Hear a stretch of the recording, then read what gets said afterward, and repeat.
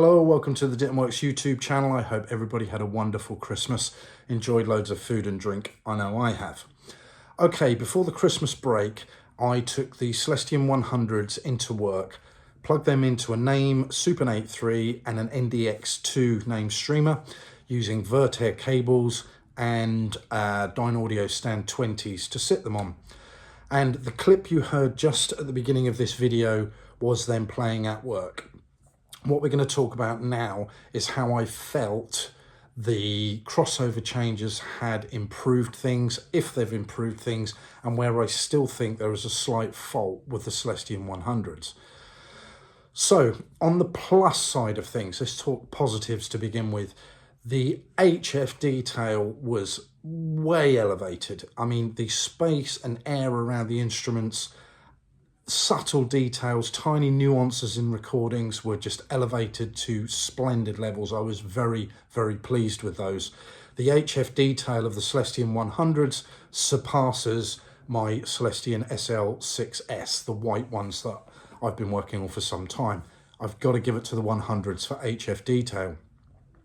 Imaging was phenomenal. That the way they can chuck a left or right pan in the recording, it's just so far off to the left or to the right, it's very difficult. Well, it almost sounds like it's coming from elsewhere.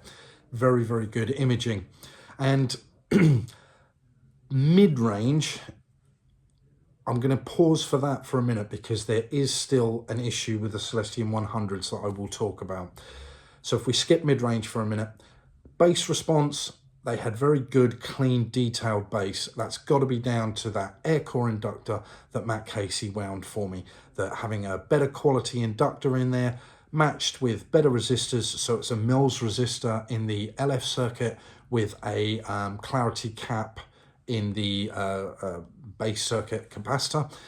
Absolutely cleaned up the bass. They were just very good, very musical, tuneful, enjoyable bass. Unfortunately, we do have to discuss a negative, which is the mid-range. Now, although the mid-range on the 100 seemed significantly better and easier to listen to with the modifications I did, I have discovered an inherent fault. Finally, pretty sure I've nailed it down to two things. First of all, I realised that the Celestion 100 cabinets have an air leak, and I think it may be in the sort of pressed wooden gasket that they used on the baffle for the tweeter. Clearly, they needed just a little bit more, maybe a few millimeters more to marry up to the backplate of the HF unit, and they used a sort of pressed chipboard kind of gasket. Now, when you remove the HF unit, you disturb that, and no matter how good a job you do of putting the putty or the foam gasket back in place, once it's reassembled, if you press the bass driver, you can detect that there's an air leak. And the way you do that is if you gently push the dome on the bass driver, and what you'll notice is that it will slowly press all the way in. When you release your thumb, it will slowly pull all the way back out. If you've got a fully sealed cabinet like my white SLs or my Kingstons have, you press the bass driver and it just immediately returns. It's very difficult to actually press it all the way in. You'd have to give it some force. So there is, or was, an air leak on the 100s, which I thought might be giving them a bit of a chuffing sound in the mid-range. So I took them apart again and sealed them right up. How I did that is I got more window putty, which is what Celestion used originally, and went to the outside of that wooden gasket as well as on top of the wooden gasket. And it did make it very difficult to push the HF plate all the way home and do it up, but that really did seal it properly. Replaced the bass driver, put a new gasket on that as well, replaced the bass driver, put the faceplate on, and now it's much better sealed. There is still a minor leak, and I can't really work out where it is, but they just don't seem to be as well air sealed as my 600s, my Kingstons, or my white SLs. So therein lies one problem that I've discovered. What I didn't do, unfortunately, was check them for an air leak before I took them apart. So unfortunately, I don't know if that's an inherent fault of all the 100s I've ever had, or if it was just because mine had been taken apart. The other thing is, if you look at the cabinet on a 100, it's got 2 figure-of-8 braces. It's an incredibly rigid cabinet. And then what that leaves you with is 3 cavities inside the cabinet. You've got the first cavity, which is immediately behind the bass driver, a middle cavity, which is fairly open, and then the back cavity where the crossover resides. And it's my belief, and I did discuss this with Ed Form, who was the technical director at Celestion before the 100s, more around the SL6 600 time, but he wondered if there was some kind of trapped air that was causing a sort of coughing, huffing, chuffing kind of effect because of these 3 cavities. Now, unfortunately, it's not very easy to eliminate that. If I take out the front figure-of-8 brace, I'm potentially ruining the cabinet by doing that.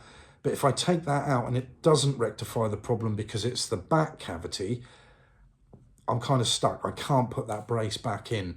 So what might potentially happen in the future is building new cabinets in a slightly different way, featuring the 100 faceplates, drivers and crossovers. Keep all the dimensions the same, keep the curved edges the same, but eliminate the need for 2 braces, because it could be this cavity is or one of the cavities is causing somewhat of an issue in the mid-range, because that is where the 100s just aren't quite as good as my white SLs. Their mid-range smoothness isn't quite as good. They're a little bit harder in the mid-range. Now, I know I've blamed that historically on polycaps. I don't think that's the case this time.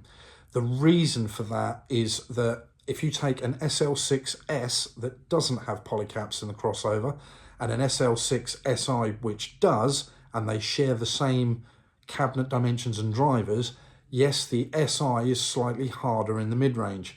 But to rectify that, if you put an S crossover in, effectively giving you an SL6S, that hardness is gone. If you play about with the crossover components in an SI, you can reduce that hardness. So it's not a polycap thing with the 100s. It's probably the cabinets.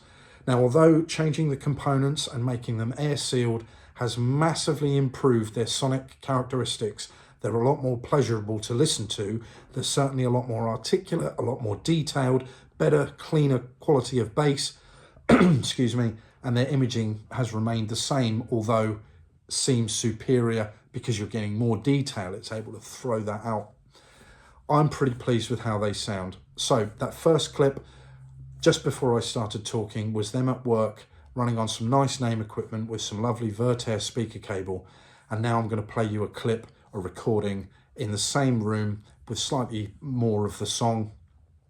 Unfortunately, it was recorded ever so slightly too loud, so it's not the best example ever.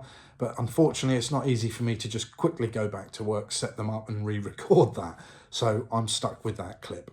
Anyway, guys, look forward to catching you in the new year. I hope everybody had a wonderful Christmas. Take care. I'll catch up with you soon.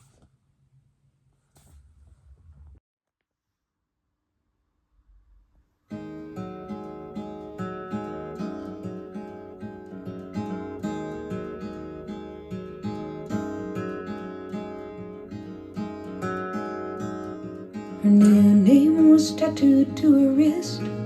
It was longer than the old one. Sealed in the silence with her fist, this night will be a cold one. Centuries live in her eyes. Destiny laughs over jackbooted thighs. Work makes us free, says the sign. Nothing leaves here alive.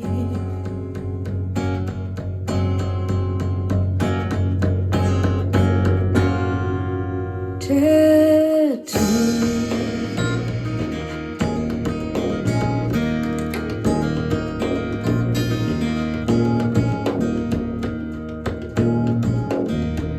She steps out of line.